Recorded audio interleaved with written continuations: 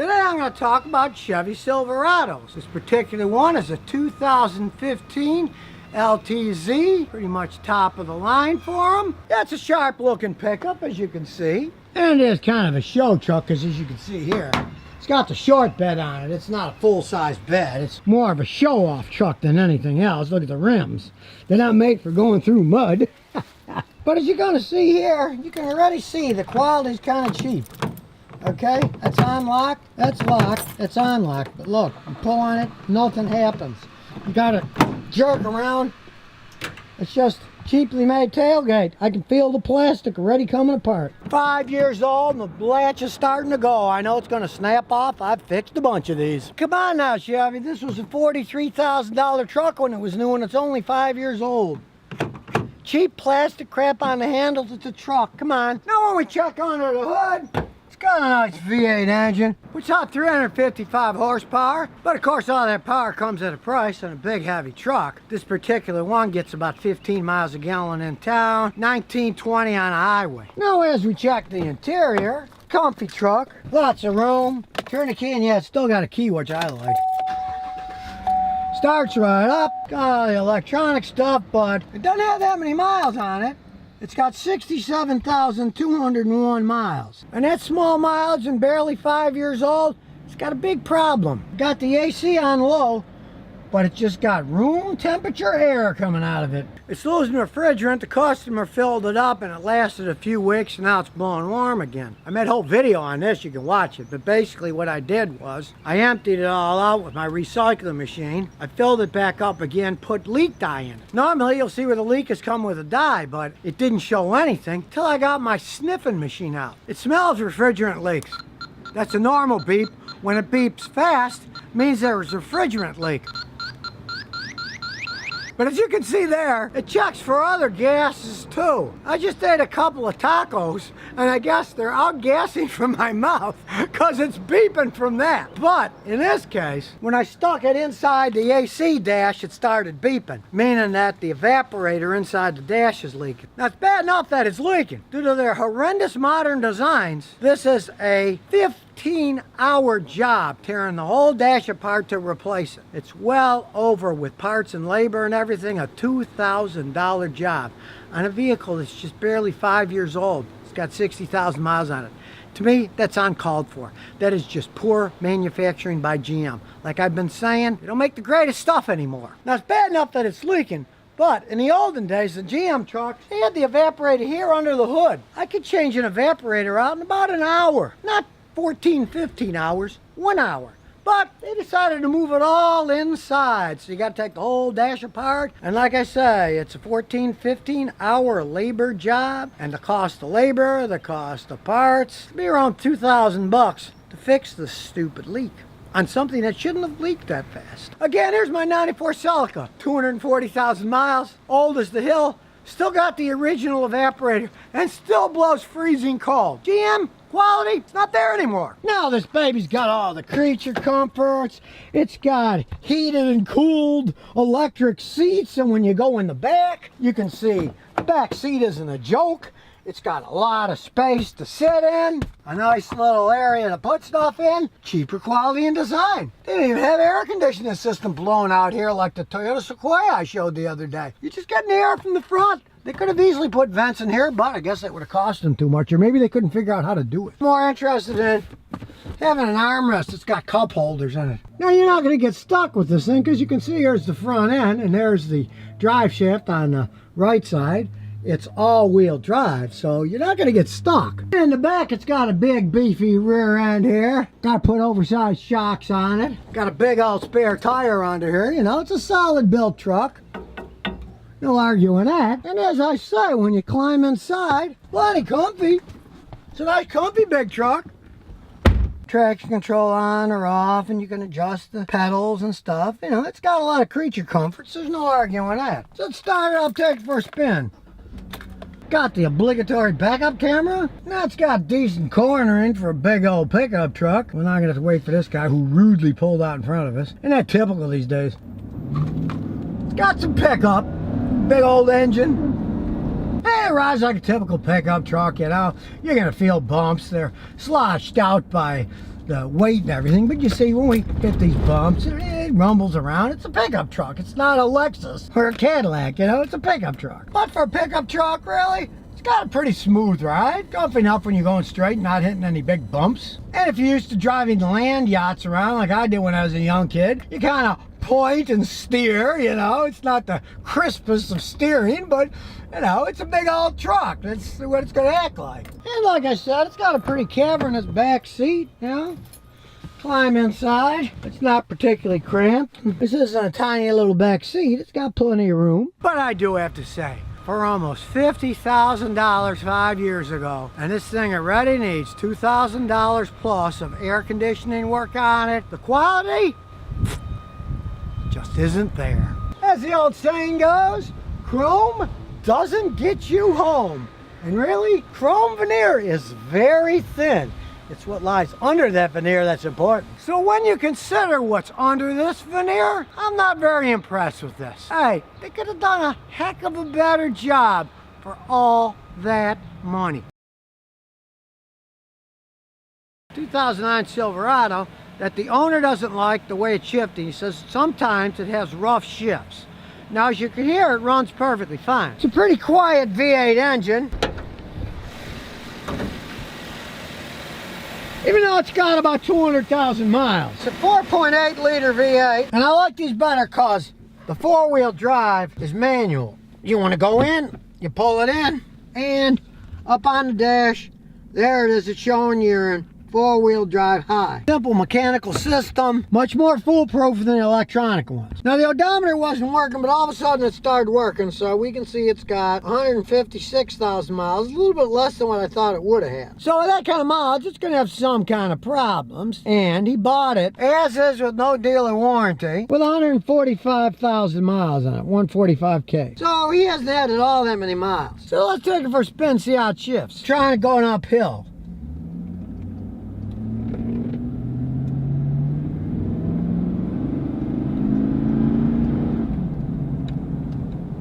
Not bad. It doesn't particularly clunk or anything. We see how it goes in another gear. Not bad there either. Then we'll shift it into four-wheel drive. As you can see, the four-wheel drive light is on now. Maybe it's got something to do with four-wheel drive. Well, that didn't change anything either. It's still shifting smooth as can be. So we'll put it back into regular drive. As you can see, the light's off now. Now, what you need to understand is these things are all run by computers and pressure differentials. And the computer is allowed to do what are called adaptations. So while you're driving, it can adapt that if some part is worn, it can give it extra pressure or less pressure to make it shift smoother. So even though I've already scanned this and there's no trouble codes, the trouble codes are just the beginning of analysis. Get my big fancy Autel scanner out, plug it into the dash and see what happens. Now, as I said, I already scanned it. There's current history codes, but there's no fault codes detected. But here's the problem with trouble codes. They only trip when they're beyond a certain parameter. And sometimes the parameter is as much as 25% off normal data. You can have problems that you as a human being will feel, but the computer is going to trip a code because it doesn't think it's bad enough. Especially in GM, because they got pretty wide parameters for a lot of stuff. So people come and say, I don't like the way it shifts. I say, well, that's normal. They're all like that. Well, it's kind of an excuse, but in GM's case, it's a true excuse because they give them such wide ranges that they can run relatively sloppy and still not trip a trouble code. So let's go to the actual transmission data. So here we go to the transmission control module. And what we want is live data. Here we go, live data. All kinds of information. Well, let's start with the 1-2 shift. Okay, we can see that the 1-2 shift time is 0.33 of a second. Takes that long to shift. And the error is 0.05. And as you can see, normal can be -6 to 6. So it's not that bad, but it is off a little bit. Well, let's look at, this is 1 to 2 shift. Let's check. 2 to 3 shift time is 0.23 seconds. Not all that bad, but it has a 2 to 3 shift error of 0.23 seconds. 1 to 2 shift error was only 0.05 seconds. So it's shifting worse second to third than 1 to 2. We can take it further to the 3-4 shift, where you can see the 3 to 4 shift is 0.3 and the error is only 0.03. So that's not a bad shift. What it's showing that the second to third shift is the more worn part. It's still well within parameters, but it's not perfect. Sometimes you get shift problems when the converter clutch is bad, so here's a trick I'm going to show you. You can check it. We get the data. Now we're in park. The engine's in park. Could be in park or neutral. And when we look at the speed of the engine, 601, 599, 602, 591, they're relatively close. But when we put it in gear, watch this, now it's in drive. As we can see here, the engine speed is 500, 510, but the transmission speed is 0 RPM. And that means the torque converter is working. If it was making the transmission spin, then you would have a problem in the transmission, that it's spinning even though the torque converter is supposed to be letting it slip, or a bad torque converter. Could be a serious problem. In this case, that's not it. That's working perfectly. Computer can adapt. Well, here's the transmission adapter data. So let's look at that. We'll try the 1 to 2 adapter. It shows the shift time, the error, 0.05 second. And it shows the various cells in the transmission. -2, -2, 0 is perfect. Some of them are still perfect. Cell 14 isn't, though, it's 6. Well, now that is for 1 to 2. Let's check 2 to 3. As you can see here, the error is more. 2 to 3 shift error is 0.23 seconds. It's still well within the parameters. And if we look at the data, there's some good zeros here. So it's not horrendous or anything. It's just somewhat worn. And this having 156,000 miles on it, things are definitely going to be worn. Now, I'm going to be driving this thing around. He left it here for a few days. I'm going to drive it around a few days just to see what happens, if it'll really act up bad on me. But if it does, I would know that it has to be something physical inside the transmission. Because if it was an electronic failure, my computer would have that data. It would have a trouble code. It would say 2-3 shift solenoid. It'd have a code for that. And it doesn't have any codes for that. And the thing about these are, they remember codes for a long time. So if he was driving it yesterday and it did it, it would have tripped the code, and I'd be able to read it now. But there aren't any. So I'm assuming physical wear inside the transmission on this thing. Now that's what I often find with these Silverados, especially ones like this. The V8 engines, if you take care of them, they can be relatively bulletproof, but the transmissions are always the weak link. The only thing that ever broke my neighbor's Hummer transmission, it went like 187,000 miles. It broke and he had a brand new one put in. He's happy, he doesn't care. But that's the problem with these things. Now, this truck itself, I can't blame that it's really poorly made, because it's not even acting up for me. And to tell you the absolute truth, if somebody would have brought me this truck and he was buying it and he didn't drive it for days and days and said, oh, sometimes has a real jerky shift, I road tested it. I put the data on it. I would have said, depending on the price, yeah, it's in pretty good shape. I wouldn't notice anything. You saw the data I analyzed. It's well within any of the parameters. I mean, even the ones when they're almost a second off, they can be -6 seconds or +6 seconds. So it's not like, hey, it's really bad. But you do have to realize, if you're buying one of these, you're gambling with having to put a transmission on it, buying it with 150,000 miles like he did. Especially the ones that are 4-wheel drive. It's not just the actual complexity of adding 4-wheel drive on. It's that guys that tend to buy 4-wheel drive trucks tend to beat the heck out of them when they're driving them, so they have more wear than normal. Because if you think about it, going out in the mud, you get something with a big V8 engine stuck in the mud, you're spinning those wheels, you're straining the transmissions, the transfer case, everything's getting extra wear than you would in just a 2-wheel drive, one that most people won't go totally bananas with, unless they're insane, and try to drive off-road all the time. Guys, take these off-road.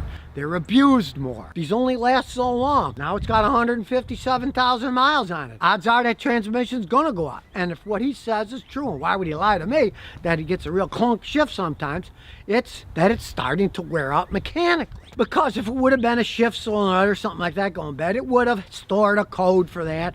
I would be able to see it and say, well, let's replace the shift solenoid and go from there. In this case, if it really does clunk bad, odds are it's mechanically wearing out inside, and unfortunately the computer can't see mechanical stuff. Let's say one of the gears, the bearings wearing, or the teeth are wearing on the gears. The computer can't see that. So this one, assuming the guy's not lying to me, does clunk. It's starting to wear out internally on the actual transmission itself, and it's going to be a lot of money to rebuild one, especially on a 4-wheel drive version. why a 97 Silverado is so much better than the modern ones that they're building. They built these things to last. Check this out. The guy paid $7 grand for it a couple of years ago. The only thing he's done to it is put a fuel pump and a power steering pump on it. And even though, as you can see, got 183,000 miles on it, listen to this.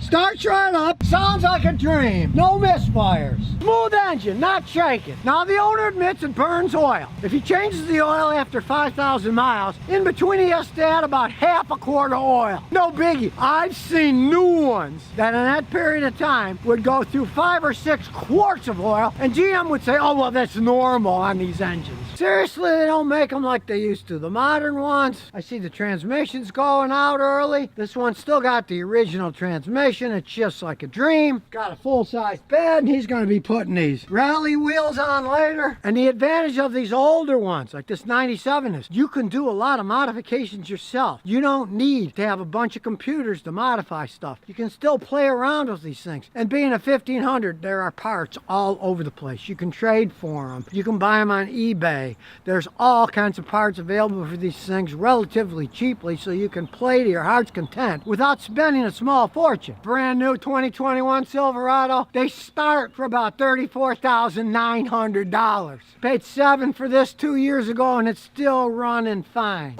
Even if the engine and transmission went out and he had to spend a few thousands fixing them, it's worth it. These things are solid. If they don't rust out, they can last forever. And let's check the undercarriage out. Here we have the frame.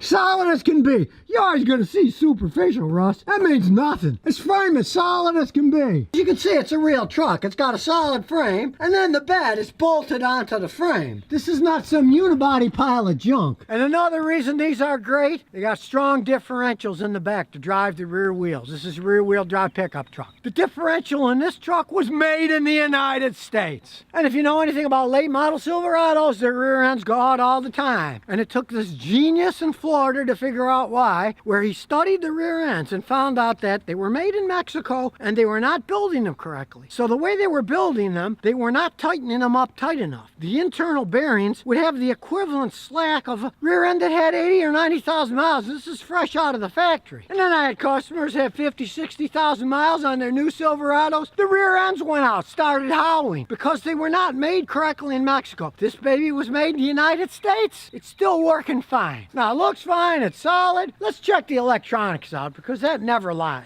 So I'll hook the old scan tool up, turn it on, and here we go. It's an old car, so this is going to take a while to get all this data out. The new ones are a lot faster, but it still gets a lot of information. Now in this case, there's 3 codes, so let's check them out. The catalyst efficiency is low, bank 1, and bank 2, and there's a little bit of a misfire, which doesn't surprise me at all because has the exhaust been modified, as you can hear. And you can hear a little bit of pops here and there. When you modify the exhaust and have it free flow like that, it's often going to mess with the catalytic converter data, and every once in a while you're going to get a pop. Well, that pop is a misfire. What's a good thing this thing is in Tennessee? You don't really have to worry about all the pollution control stuff because they don't check for it anymore, unless you live around Nashville. Now we're going to look at the live data. And we want to look at the computer system. Well, we got all kinds of information to look at. We'll start looking through it. Your fuel ratio is 14.7 to 1. This has 183,000 miles on it. You know what perfect air fuel ratio is? 14.7 to 1. So it's still running perfectly. See, the injector average on bank 2 is 3 milliseconds, and on bank 1 it's 3 milliseconds. That means that the engine's perfectly balanced. If one was off from the other, there's a problem. The engine would roll because one side would be firing different than the other, but these are exactly the same, which is what you want. Now, as we look at the misfire current, you can see there's, okay, they just went to 2 count. The others are all 0. So the number 4 cylinder's having a very minor misfire. Like I say, that's generally because the exhaust system, you're going to get a little popping here and there. You see, when we rev it up, the count goes back to 0. That proves my point. When you're going fast, it doesn't care. But at an idle, with the exhaust being taken off like this and loud, it's got a little bit of a ding. But when you rev it up, it doesn't misfire. So who cares?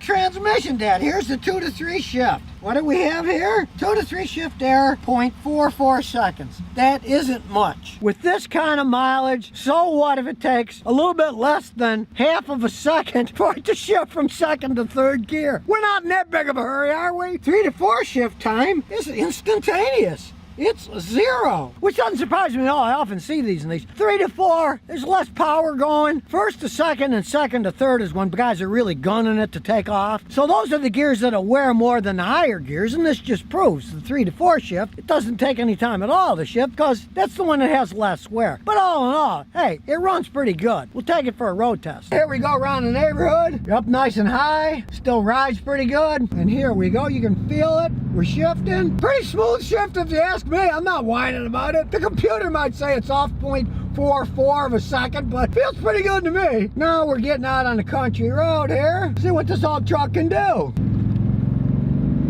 Still's got good acceleration. Let's listen to the tranny. I don't call that a rough shift at all myself. She's pretty smooth to me. So now you know the truth about why these old Silverados are a heck of a lot better than the ones they've been building for the last 8 or 10 years. So if you never want to miss another one of my new car repair videos, remember to ring that bell.